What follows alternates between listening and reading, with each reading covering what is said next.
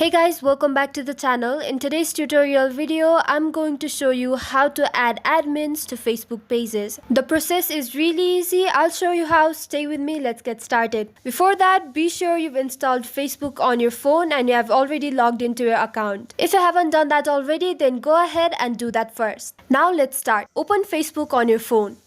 And this is the homepage of Facebook. This is your news feed. Now you'll have to go to your pages. So for that, tap on the horizontal menu bar at the top right corner of the screen just besides notification. And here you can see the first option, that is pages. So go ahead and tap on that. Here's my page. Now I'll just have to tap open the page. And here it is, my page. Now to add an admin, you'll have to tap on the settings icon at the top right corner of the page. Then you'll be directed to this page, and here you can see the option page roles. Go ahead and tap on that. I already have an admin. Now to add another admin, I'll have to tap on add person to page option at the top. Then you'll have to enter your password to verify yourself. So enter your Facebook account's password here. Then press continue.